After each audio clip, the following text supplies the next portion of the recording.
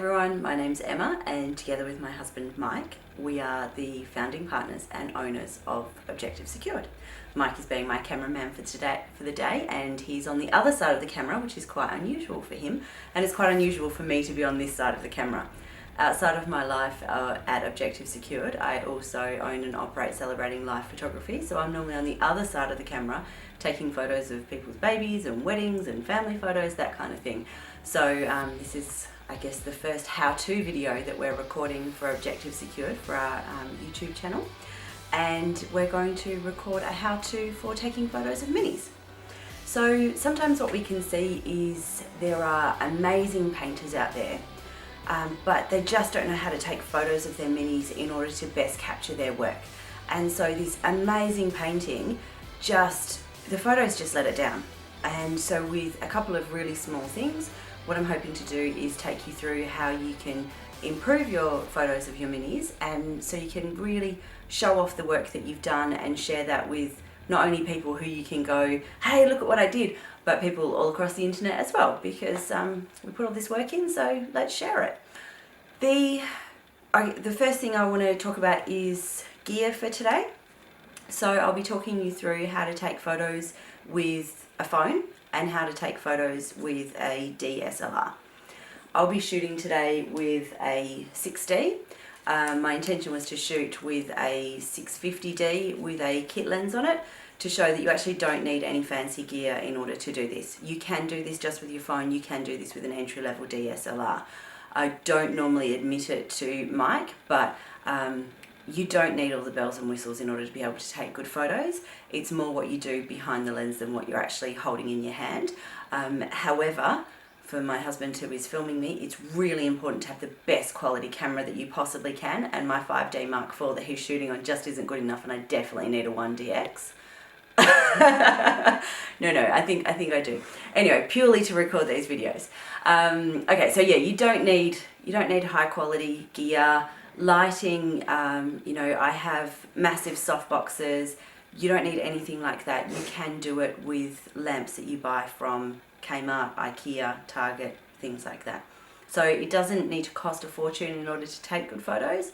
It really is just about using what you have and using it well, or maybe buying a few small things in order to be able to improve what you're doing. So I'm going to show you what photos often look like when Mike takes photos on and puts them on Facebook to show his progress. So this is the photo that I've just taken using the flash and using the phone with all of this rubbish in the background. So you can see here what I'm talking about when I talk about them being blown out, because you sort of lose all the detail because of the extra light from the flash catching the whites, and this was also done really quickly. But if I zoom in, you can see it's actually in focus, but we're losing everything through here because of that bright white, so it's blowing it out.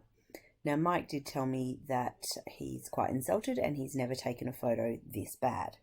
I did get a photo of it without the flash, and you can see even just by turning the flash off how much better that photo actually looks.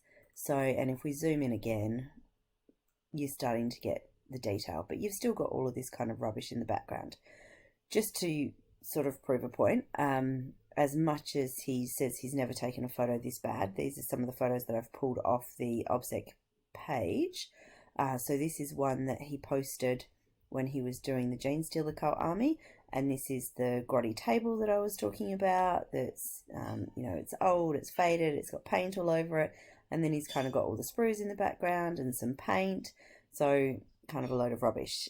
Because I do complain about the fact that could you at least clear the table before you take the photo, this one he's tried to put a carry case behind it to give some kind of background to get rid of some of the mess from behind it, but we've still got all that paint chip and everything in the foreground. So there are a couple of examples that he has used when he's put things on Facebook when he's tried to take quick photos. All right, that's our beginning photo. So the first thing that we're going to do is actually start by clearing the clutter off our table. So the length of time it took me to get it there, we're just going to quickly undo that.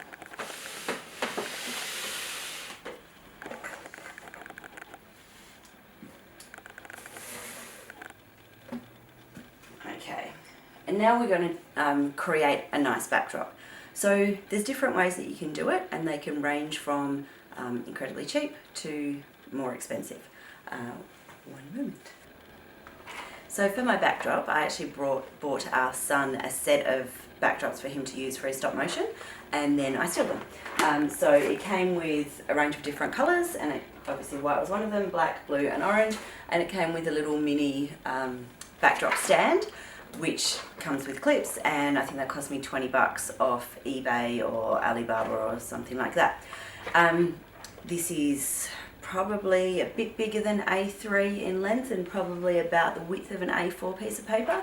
So going to somewhere like Riot or Jackson's or some art supply store and getting a piece of A3 card or an A2 card, A2 is probably going to be better. It's going to give you that little bit more space, particularly if you're trying to take photos of something like a Titan. But if you're taking photos of just some infantry, something like that, just grab a piece of A4 paper out of your printer. Like, it doesn't need to be anything more exciting than that. And then, because not everybody has a lighting stand hanging around, I'm trying to show that you can do this with what you have at home. I've got a beautiful box that I'm going to set this up. Now, first tip for the day, don't do what I do and don't keep these rolled up, because I've had this underneath some heavy books for the last probably hour and it still pings up. So, but if you can keep them flat, it's going to be a lot better for actually holding them in place. Alright, I'm just going to grab my box and then we're going to tape this up. Okay, so while I was just setting the box up, we were using a lot of natural light to actually film this, and the sun has gone behind the clouds. And because of that, you may notice that the lighting now looks different. We've had to set up a proper studio light, and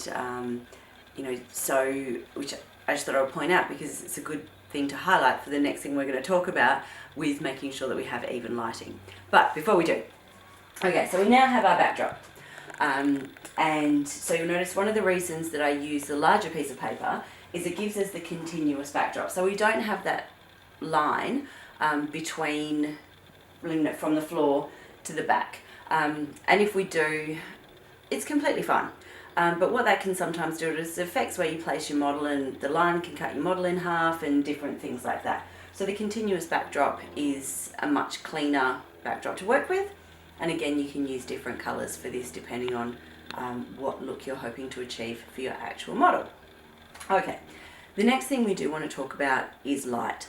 So it's really important to have as much light as possible, and it's important to have as even light as possible, and to get light as close to natural light as possible as well. So when you're buying bulbs, it's important to make sure that you're looking for daylight bulbs, cool white bulbs, and definitely not warm white bulbs.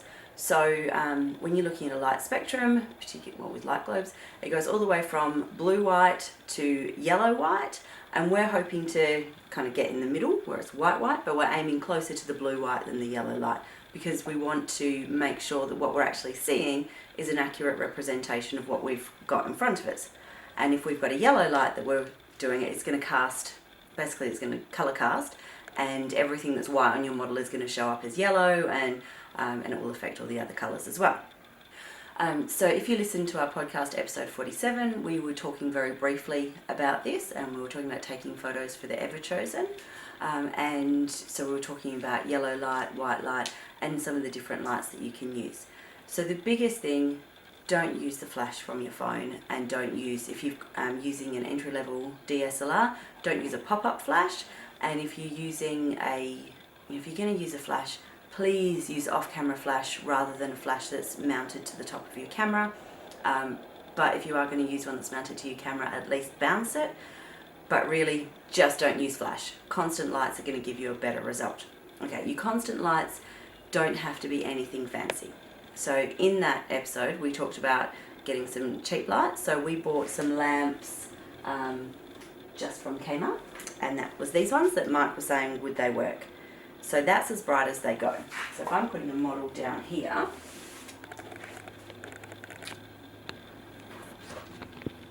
that light isn't going to give me enough light. Okay, And there are different things that we can do to combat that, but really what we want to do is get the models lit up as best as we possibly can without having to change our settings in our camera in a way that's going to adversely affect the photo. And I'll get to that in a minute. But basically we want some nice bright lights. So using 2 of these isn't going to give us enough light. Instead, a lot of people use the IKEA desk lamps for painting with, and they use a daylight globe with those. I think they're $15 and they've got the little arm thing that you can move around. I happen to have 2 of these desk lamps, which again you can move around the heads of them to position them where they want to be. So these are much brighter because you can actually choose which globes you want.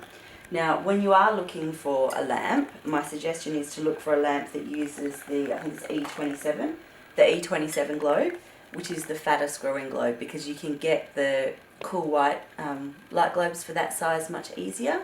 I think the other one's an E14, which is the small screw-in, and it's really quite tricky to get the small white globes for those ones. So that'll be my tip, pay the $15 and get the ones that have the bigger screw-in. Alright, so these ones,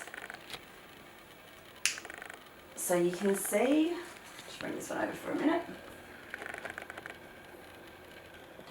see the difference in light output. So we really want our light output to be even on both sides. At the moment I've got much more shadow happening here because I've got this nice bright light coming in from here and not much light coming in from this one.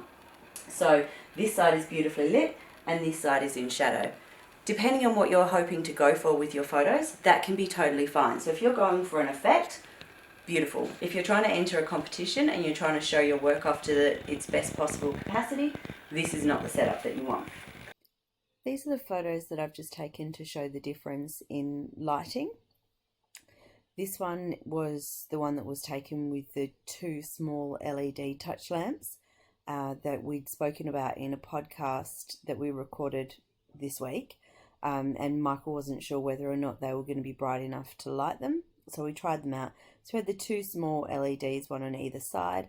And for me, they just weren't throwing out enough light. Now we could have done things like increase the ISO or decrease the shutter speed in order to make this work. And we could even just go in now and we can bring up the exposure.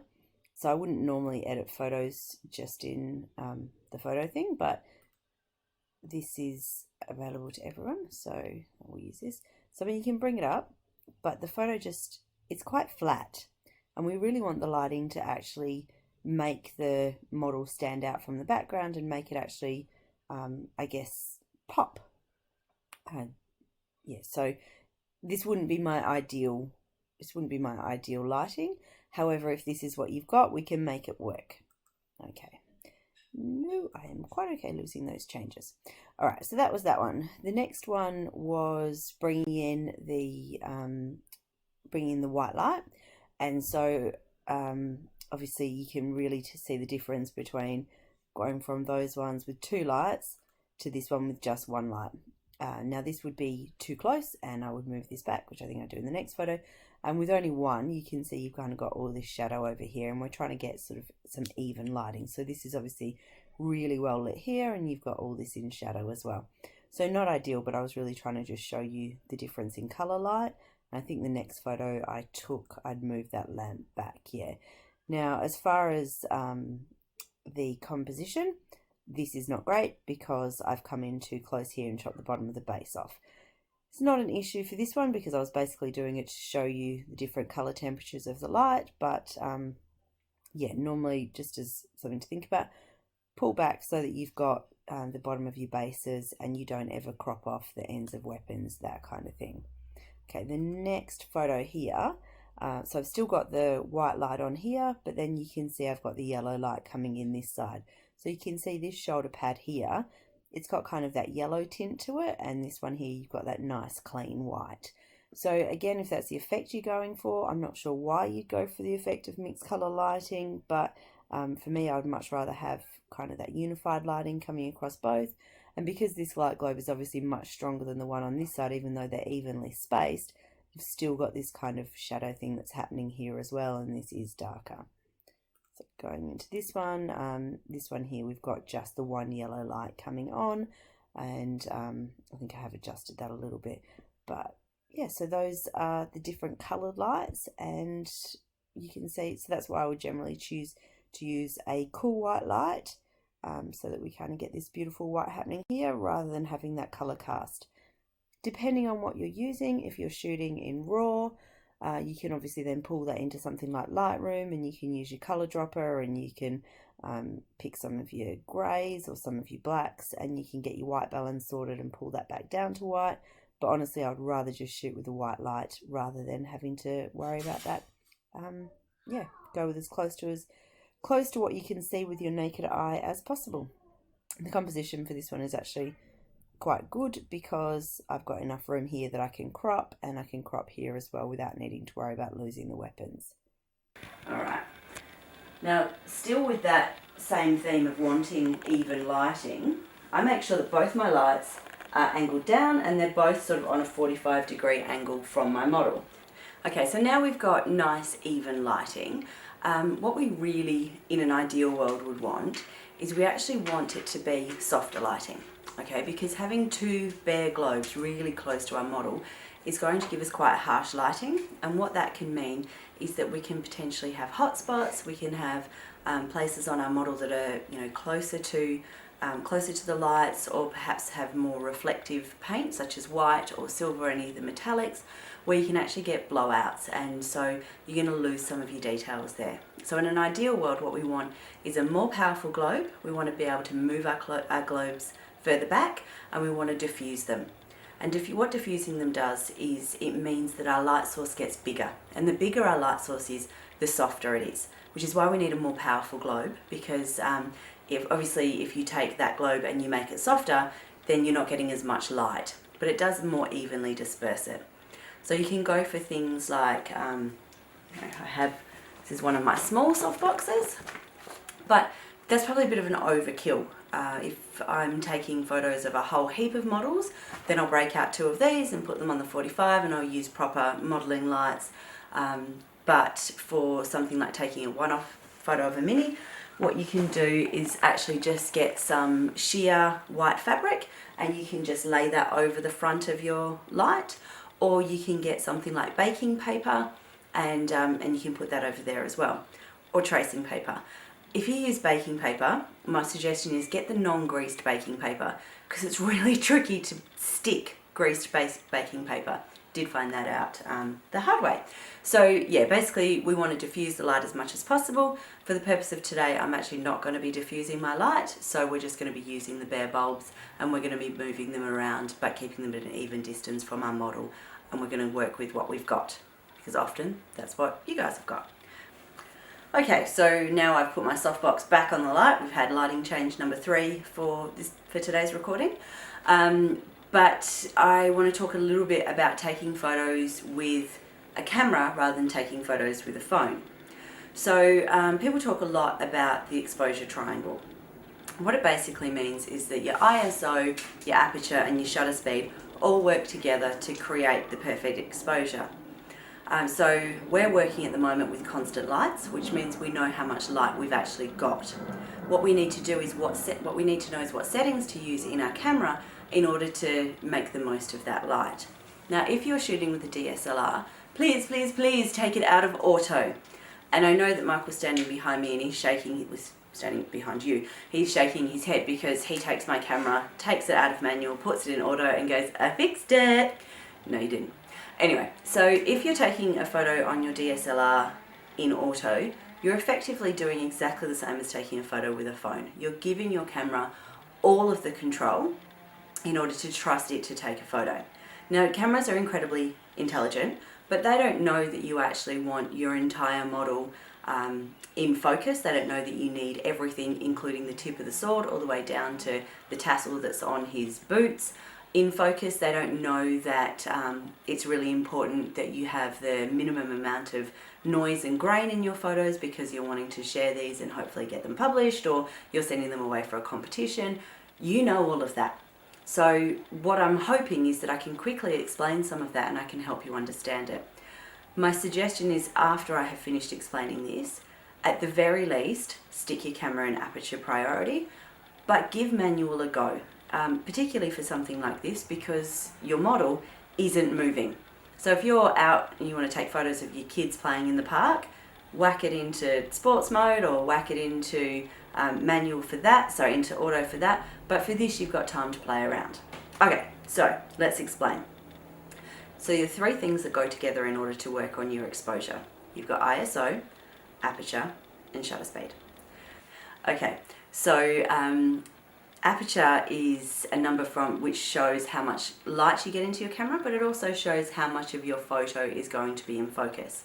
So the way that I think about it is, the higher the number, the more your lens is closed down, which means if you're closing your lens off, less light can get in. So the higher the number, the less light you're actually letting into your camera, and the lower the number, the less that lens is closed down, and so the more light that's being allowed to come in. However, what happens is that the lower the number, the less of your photo is going to be in focus, which if you're taking portraits of a person, you get that lovely blurred background, which is exactly what we want. But when we're taking photos of something that's an inch tall, we actually want the whole thing in focus. So having a really low aperture is only going to put a very small amount in focus, and having a really high aperture is going to get you everything in focus, but it's going to give you a darker photo, so you need more light in order to make it brighter. Okay, so the shutter speed, what that is it's how long your shutter is actually open for, or how fast it closes, I guess. So if you have a fast shutter speed, obviously it's closing really quickly and it's not letting much light in at all. If you have a slow shutter speed, then you've got a much longer time that light is being allowed into your camera. However, what can happen with that, so obviously if we're taking photos of something like this and we're looking at it and we're going, well, I want to get more light in my camera, I'm going to hold my shutter speed open longer. The issue is that how long can you hold perfectly still? Because for me, I actually won't ever shoot with a shutter speed slower than 1/160th of a second. And I don't really recommend people shoot less than 1/200th of a second unless you are incredibly still. I do understand that most people who paint miniatures and paint them well have really good hand control to be able to paint such fine details. Perhaps you can hold stiller than I can, but I want to make sure that I have a really nice crisp photo, so I want to make sure that I'm actually shooting with a faster shutter speed. And the thing that you can do to combat that, I was just looking to find out where my tripod is, and it's actually behind Michael, but you can use a tripod as well. So if you want to shoot for something and hold your shutter open for say 1/60th of a second, or you can hold it open for 10 seconds if you want, it's going to be a really bright photo, then use a tripod. And if you're doing that, also you can use a cable shutter release, which is basically a cable that sticks into your camera and there's a little button that you can push and that will actually push the button for you. Or you can use the setting in the back of your camera which allows a delayed shutter release. So you push it and then 2 seconds later it will actually fire. And the reason that you would do that is because you've set it up on a tripod so that you don't have any kind of shake from your hand. The last thing you want is to put, you push the button and push the button. Even a tiny amount is going to give you that blur. And we're trying to minimize that as much as possible. So that's what you can do with your shutter speed if you need to hold that open a little bit longer. The other thing is, if you are shooting and you've got something like 1/160th of a second or 1/120th of a second, you can brace yourself and actually turn yourself into a tripod by bringing your arms in and holding it there, and so you kind of use your chest and your stomach as a bit of a a solid wall. And if you're able to, you can lean against a wall as well, things like that, to actually give yourself some stability.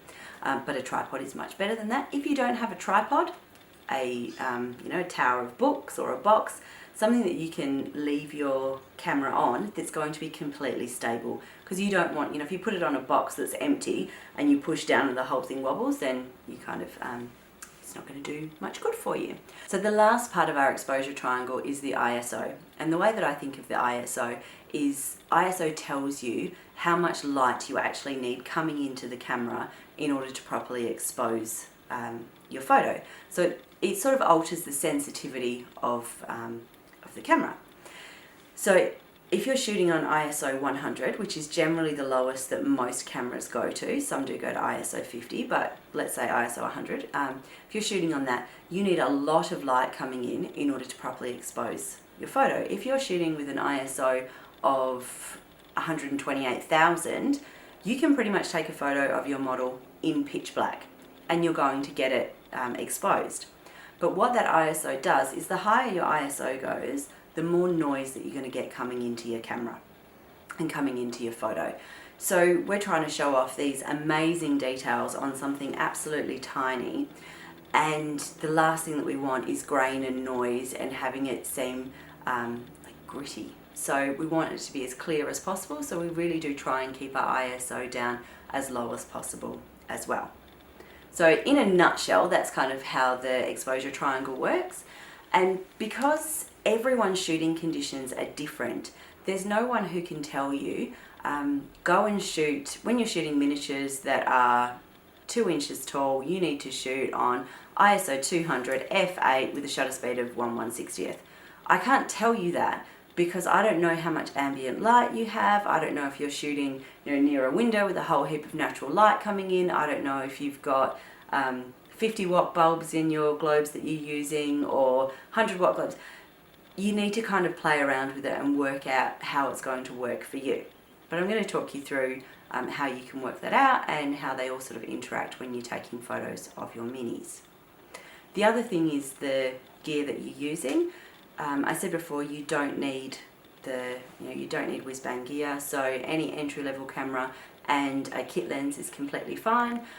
You don't need to be shooting on a macro lens at all. I generally shoot with my 5D4 and I shoot with a 24-105, but there's nothing wrong with shooting with a 18-55 kit lens at all either. So as far as kind of how we take a photo, that gives you a little bit of background for that. As I said, try and play with manual, but if you can't, then pop it into aperture priority, because aperture is probably going to be the most, it's probably going to be the most important one for when we are taking photos of minis, and we can always pop the camera onto a tripod or onto a pile of books in order to keep it still.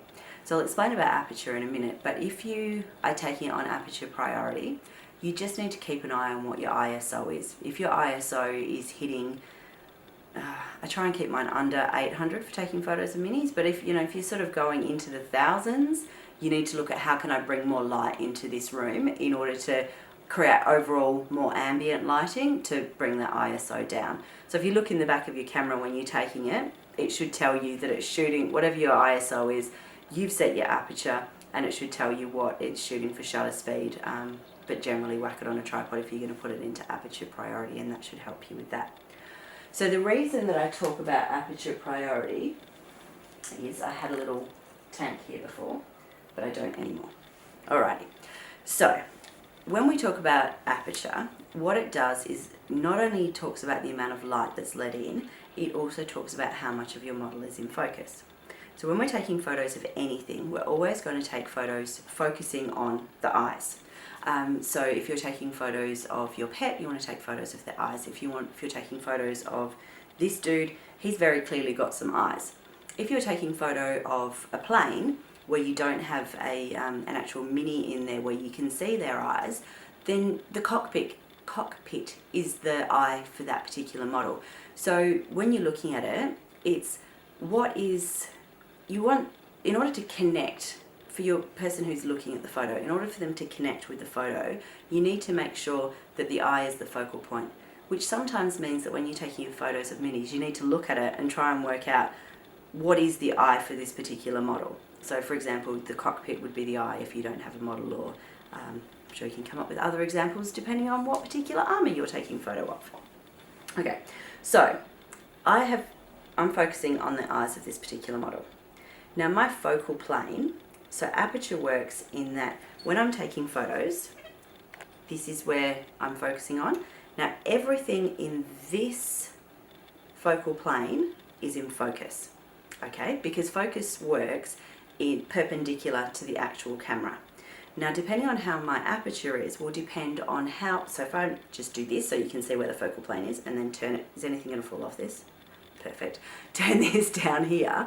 So if I'm shooting with a really narrow aperture, where my hand is how much of this model will be in focus, and then forward from here will fall out of focus the further away from his eyes, and coming backwards will fall off coming away from the eyes as well. So by the time I get to the front of his sword, or getting to the back here, it is completely blurred and looks, it's really soft, and if that's the look that you're going for, beautiful, but we're trying to get this entire model in focus. So what I need to do is I need to increase this focal plane, and I do that by increasing my aperture. So if I increase it a little bit, I'm going to get this much. If I increase it, and I'm going to get more and more. So I need to have a high enough aperture that I've got everything from the very front of his sword to the very back of whatever that thing is in focus. So this is also going to be an issue when we look at where we put the model on the table. So from here, I've got this square on. Now what this means is that by having it this way, I need to increase my aperture to get sort of this much in focus. If I turn him that way, I now need to increase my aperture so much more to get more of the model actually all in focus. So the position that I put the model on the table when I'm taking the photo actually will impact the aperture that I'm needing to use and the focus that I'm able to get from basically from the settings that I've chosen. So you need to really kind of go, okay, well, I actually want to have him that way a little bit because I've got the decal here and I've got some detail, and if I have him this way I can actually see under to the detail just behind the sword there, and I'm able to kind of get this little shield. So I've got him on a slight angle because that's going to give me what's best to actually show off the model, but I don't want to turn it too much more, because if I do that then I'm going to need to really up my aperture, which is going to affect the rest of my settings. Now this is the same for taking photos with a DSLR. It's also the same for when you're taking photos with a phone.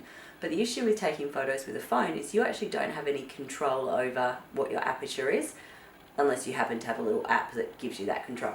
I don't, because I am terrible at taking photos with a phone. So what we can do is we just, aperture and the focal plane or depth of field will actually also change depending on how close you are to your model. So what can happen is people feel like they need to get in really nice and close in order to, hang on a minute, so they feel like they need to sort of get, if I'm about there, I'm less than a foot away, and if I'm there I can get all of that particular model in my and I'm filling up my frame. I actually don't need to fill up the frame with the model, because what I can do is that if I come back further, so the further away you are from the model, the more in focus you're going to be. So I can shoot nice and close. If I'm shooting nice and close on, say for example, f8, I may only have that focal range. But if I move further away and I'm still shooting on f8, then I'm going to have more in focus. The same works for your phone. So, or I guess it works for a DSLR if you must shoot with it in in auto. So, so moving further away and then crop down. What you want to make sure is that you've actually filled probably about a quarter of your frame, and then that's going to be enough to make sure that you've actually got the detail that you need. Some people think, oh, I've got these tiny gemstones, I need to make sure that I've got them all, so I'm going to get really nice and close so that I actually get them because I've worked really hard on them. If you get in that close, you're going to lose all the rest of the detail, and it's kind of the same with needing to use a macro lens. If you use a macro lens, really up your aperture, because otherwise you're only going to get those really fine details.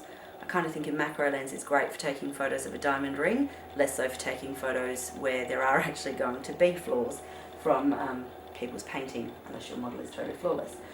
But yeah, so you can move further away. When you're taking photos with a phone, don't do the pinch and zoom thing, because if you're doing that pinch and zoom, you're actually introducing noise into it. So we talk about zooming with our feet, which is where you kind of need to move in and out. But what you can do is make sure that you move far enough away, take the photo, and then you can actually zoom in after you've taken it and crop it down further. People feel that need to get in really nice and close because they want to capture the detail. The reality is that I think my phone, you know, I'm literally sitting on a 10 megapixel camera in an older model mobile phone with something like the 650D. I think there's 12, 18 megapixels in it, the 5Ds in the 20 something megapixels. Unless you are wanting to wallpaper the side of a building with a photo of your Mini, you can actually afford to move away and then zoom in and crop after you've finished. So yeah, you really don't need to make sure that you're filling your entire frame. So I guess the most important points for that is make sure that you're focusing on your eyes, and then make sure that you are far enough away that everything is in focus. So I'm going to now, I guess, get some photos with this particular setup, and then talk you through those after I've actually taken them with what I'm seeing, and then I'll pop the photos in as well so that you can see them. This was our very first photo when we started recording this how-to video earlier today, and you can see we've got all the clutter in the background. This was taken on a phone with the flash on, so we've got lots of blown highlights, and you know, all in all, it's really not looking fantastic. We did make an improvement just simply by turning off the flash, and you can actually see that we've got some natural light coming in from a window this way, so we are adding some natural highlights, but overall the model still looks really quite flat. But really it's the clutter in the background that just is not doing it for me. So this is our end result with the phone, and this is by making a couple of simple changes. So we've got a white seamless backdrop, which is as simple as, for this particular model, a piece of A4 computer paper would do it for you, because the model is actually quite a small model, and so you would be able to get the whole model on just an A4 piece of paper. But you know, for a bigger model you can use something like an A2 piece of card, and that's just, this one was just taped to a box. We've then got our lights coming in from the 45-degree angle, 2 lights with a cool white globe, which those globes just came from a supermarket. And so we've got consistent lighting. Now the only thing you will know is there is some there is some banding coming across here, which is because we were using the kind of globes that we were using with the phone. You can get a little bit of the flickering happening, but you can sort that out with post if you want, or we can try adjusting the levels in a minute. Okay, so because we've shot from quite far away, we've got some options with cropping. So I'm going to come in and crop. I'll keep the aspect ratio the same, but I'm going to make it in portrait. Move him over here a little bit and pull this down. Okay, so again, I'm pulling it down so that third is intersecting near his eyes, but I'm actually going to move him over to the left a little bit.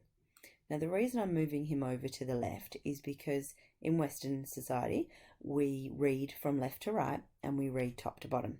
So the other thing is the model is actually traveling to the right, and so he needs some space in the frame to actually be able to travel.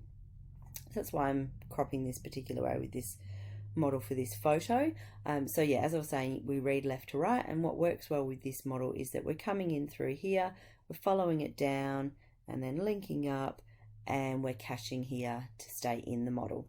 So this model is actually a really great one to photograph, which was definitely more luck than judgment, because Mike picked the model and I didn't tell him that that's what I was looking for or anything like that, so he's just picked up the first model he found in the dungeon. Now obviously if you are entering this for a competition, it's not necessarily about you know, aesthetically pleasing as far as him having space to move in the frame and that kind of thing. So I mean, you can use whatever ratio you want. You can change custom sometimes if you want to go to square, if you're posting on Instagram, and you can pull it in, but you can pull it in as tight as you want once we've actually managed to take the photo. So I would, having said that, I still want to make sure that when I'm cropping, I'm not cutting anything out of the, like for the base or for the hands or the weapons, everything's still in there. So we've got that. So we've gone from, I'm just going to cancel that one. You know, we've gone all the way from our very first photo all the way through to this one here. So yeah, a couple of simple changes and we've been able to really improve the photograph that we've taken. I will post a couple of photos that I took with the camera as well, so you can see if you're using a digital SLR, the kind of photos that you can get of your Mini if you use these same techniques. This is one of our after photos. This is taken with a phone only. So we've got the two light setups. Both lights are even distance from the model. They're both at a 45-degree angle coming in and slightly down on the model. And so we've got nice even lighting to our whole model. And you can see like the tip of, so I've turned it ever so slightly, so the tip of the sword is catching the light, and you know, we've kind of got some light coming through here, so we've got the natural highlights coming through as well. The thing with this is that what I was trying to demonstrate is don't be tempted to go in too close, because what can happen is you actually cut off parts of your model. So we want to make sure that all the tips of the swords are in focus, and so we're just starting to lose a little bit of the focus around here. You can see this is a little bit soft. Everything else looks pretty okay, but that's obviously where the end of our depth of focus is, so we're starting to lose that a little bit. So really what we needed to do was just step back that little bit further, so we would have a little bit of room to be able to move about a bit. Shooting it like this as well, it limits how we can actually crop the photo and what the end result can look like. So whereas if we go to this one, which was shot just that little bit further back, you can see right down to the tip of the sword here is in focus. Everything is evenly lit. We've still got the highlights here. We've got our edge highlight on our sword. And yeah, so literally every part of that is in focus. We've got nice even lighting. And then we've got some choices with how we actually edit that. So I wouldn't normally edit using this, but this is what we're going to do. Okay, so we can go to, if we keep the same ratio, but I'm going to make it portrait, original, and portrait. Okay, so when we are cropping, what we want to try and do is we look at the rule of thirds. So what we want is where those points intersect, we want generally our eyes to be on one of those lines, and ideally we want the eyes to be where those lines intersect. Now you can see with this, when I was taking the photo, I was eyeballing it, I'm pretty close to having those eyes at that intersection. It doesn't need to be exactly on that intersection, but close to that is where we're sort of looking at, because that's where our eyes are drawn to. You can see with this, with having turned the model slightly, the number 3 is close to one of the other intersections. So, and I guess if I was looking at this, that would be about where I would crop that one if I was staying with the original aspect ratio and going with the portrait crop. However, if I wanted to go with a square crop for Instagram, I might actually just pull that out a little bit and pull that down, and I don't like, there we go, that's don't want to pull that out a little, pull that out probably to about there, and it looks a little bit balanced with enough space on either side. So that would be about where I would crop that and leave that. And then if you want to, you can go in and you can you know, you can brighten it if you want. I actually don't think that needs much brightening. I would probably take this into Lightroom, and I would probably bring my blacks up a little bit. I'd probably drop my whites, and which would give us a little bit more contrast.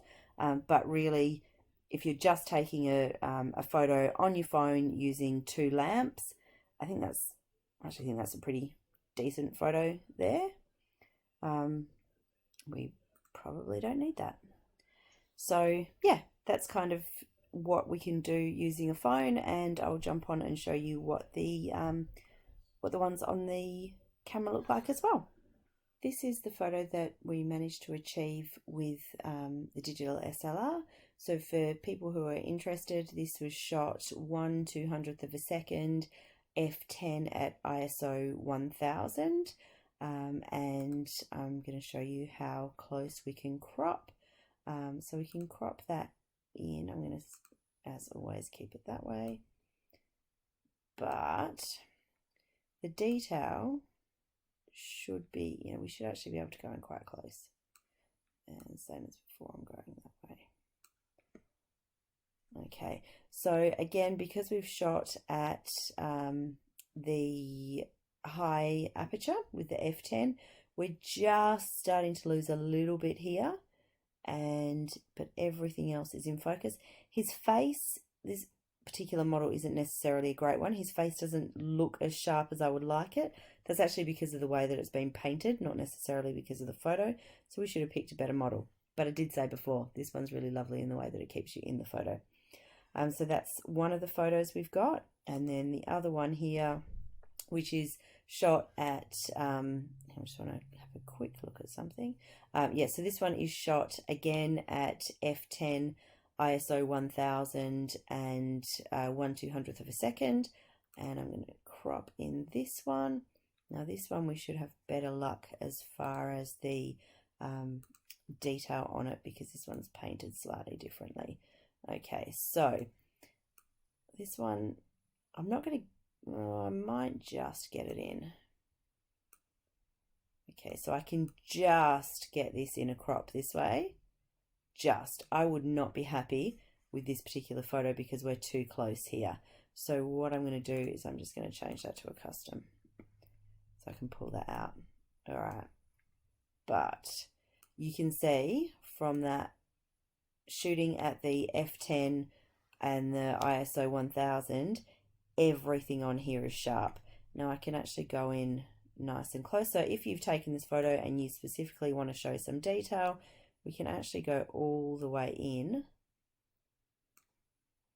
And we can do this on literally any part of the model because of the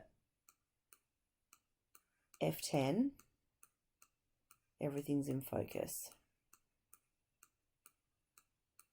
Which means if you want to show a particular detail, say for example, you particularly like hip joints, you can crop that in there. If you've got some amazing detail that you want to show, you can actually crop that down. So, which is what I was saying before, you don't have to get in really close to capture the detail, because by shooting that bit further away, you're actually able to then zoom all the way in and get it in focus. You can see here, we've got some softness, but I don't think anybody's going to particularly mind the fact that one of the rocks is soft there. So yeah, that's a after shot using a digital SLR on a model. And if you have any questions, then please let us know.